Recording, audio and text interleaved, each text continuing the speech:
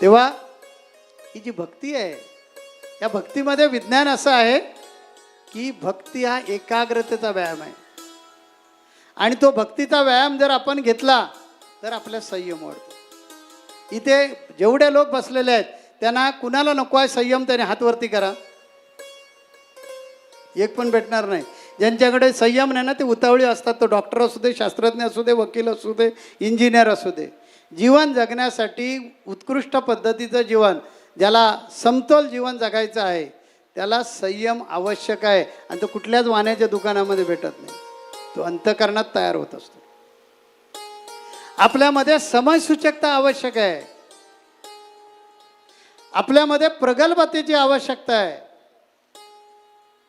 आपल्याला साधक बाधक विचार करण्याची आवश्यकता आहे. आपल्यामध्ये नेतृत्व करण्याचा गुण विकसित झाला पाहिजे. ह्या सगळ्या गोष्टी असल्यात ना तर तुम्ही तुमच्या जीवनामध्ये यशस्वीरित्या जगाल. कारण दुःख जे येतं ना ते कुणी करणी केले म्हणून नाही. काही मागच्या जन्माचे भोग असतात. आदिदैविक भोग, त्याला आदिदैविक ताप म्हणतात, आदिभौतिक ताप, अशा प्रकारे 3 प्रकारचे ताप आहेत. तर आपला ज्यावेळी जन्म होतो आणि ज्यावेळेला हृदयामध्ये हार्टबीट सुरू होतं त्यावेळेला आत्मज भावातून आत्मा प्रवेश करतो टाळूतून. म्हणून ते टाळूला त्वचा नाही आहे, म्हणजे हार्ट नसते टाळूती त्याच्यामुळे. भगवंत कुठून येतो? तिथून येतो. आणि तो ज्यावेळी प्रवेश करतो त्यावेळी सगळं पाप आणि पुण्याचं सगळं गाठोडं घेऊन येतो. आणि जे जे काय करतो ना आपण ते भोगावं लागतं. म्हणून इथे बरेच जण बोलतात ना की मी एवढा आत्ता चांगला वागतो आणि तो माणूस इतका वाईट वागतो, इतका वाईट होतो. तर बालपण बाका नाही होतं आणि मी एवढा चांगल्या मार्गाने वागतो, त्याचं काय? तो डिपॉझिट मागचं वापरतोय. मागच्या जन्माचं डिपॉझिट त्याचं चालू आहे. आणि तुला सुद्धा मागच्या जन्माचं डिपॉझिट मिळालं आहे. त्यामुळे तुझ्याकडून ज्या चुका झाल्या त्याची पनिशमेंट आहे. त्याने चांगलं काम केलं होतं म्हणून चांगलं आहे. म्हणून आता चांगलं कर्म कर. तुझं तकदीर तू स्वतःच्या हाताने बदलू शकतोस. माझं सांगणं आहे प्रत्येक माणूस आपल्या जीवनाचा सूत्रधार आहे. त्याला देवाची काहीच गरज नाही. तुम्हीच देवात. तुम्हीच देवात. देव शोधायला बाहेर जाण्याची गरज नाही. नको जाणे राहुळात म्हणून मी सांगितलेलं आहे. देव आहे हृदयात, नको जाणे राहुळात, साऱ्या संतांनी जाणीला श्रेष्ठ अशा परमात्म्याला. आपल्यामध्ये देव आहे. तो आपल्यातला देव समजण्यासाठी आणि जीवनामध्ये उत्तम प्रकारचं जगायचं असेल तर आपण काय केलं पाहिजे? आपल्या मनाला फक्त 10 मिनिटं वेळ काढा आणि व्यायाम द्या. त्या व्यायामाचं नाव आहे भक्ती. आज आपण इतके धावपळीमध्ये व्यस्त आहोत, आपल्यापाशी वेळ नाही. तेच ज्ञानेश्वर माऊलींनी ओळखलं होतं ना. द्रष्टे आहेत ना ते, त्यांनी ओळखलं होतं की विज्ञान युग येईल. मी सांगितलं कलियुग काय बंग माझं?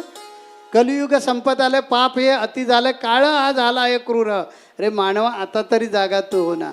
साऱ्या संतांनी श्रेष्ठ सांगितला जन्म, नरदे येऊन घ्यावा जन्म. नरदेव येऊन करावे कर्म, म्हणून तू जन्म घे ना.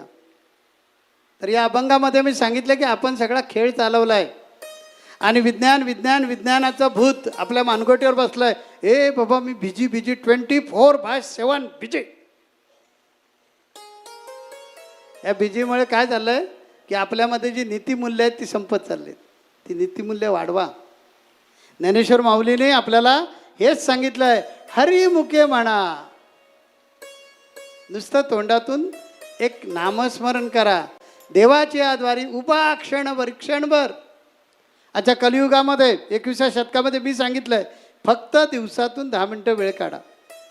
कधीही जो देव तुम्हाला आवडतो, कारण हे राजकीय पक्ष नाही आहेत. त्यामुळे आज साहेब इकडे होते, कार्यकर्ते एकमेकाच्या बोकांडीला बसतात, नरड्याचा घोट घेतात. इलेक्शनमध्ये साहेब कुठल्या पक्षात जातील हे सांगता येणार नाही. आणि नाही जनतेचीच मागणी होती म्हणून आम्ही गेलो. जाऊ द्या, अध्यात्म तसं नाही चालत. अध्यात्मामध्ये तुम्हाला एकाग्र व्हायचं आहे. मग तुम्ही विष्णूला बाजा, शिवाला बाजा, शंकराला बाजा, मारुतीला बाजा, हनुमंताला बाजा, ही सगळी नावं एकाचीच आहेत. जो निर्गुण आहे, जो गतिमान आहे, अव्यक्त आहे, त्याचीच नावं आहेत ही सगळी. तर तुम्हाला जो आवडेल बघा,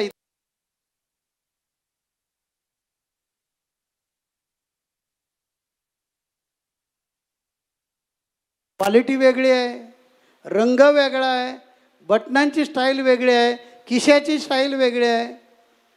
चॉईस. म्हणून 33 कोटी देव. आमचा देव एकच आहे. आमचा देव एकच आहे. चॉईस प्रमाणे साधू संतांनी सांगितलं घ्या, पण एकच ठेवा, एकच ठेवा डोळ्यासमोर. आणि त्याच्या भोवती काय व्हा, एकाग्र व्हा. कारण तुला जीवन जगण्यासाठी संयम आवश्यक आहे. संयम आला तर उतावळीपणा निघून जाईल. समयसूचकता आली तर तुला प्रसंग हाताळता येतील. प्रसंग फक्त 3च प्रकारचे असतात. एक आनंदाचा असतो, आनंद पचवायचा असतो. आनंद आला रे आला, जमिनीवर उभेच राहत नाही आपण, आकाशातच अदांतरे. आनंद संपला की दानखान खाली आपटतो. म्हणून आनंद पचवा.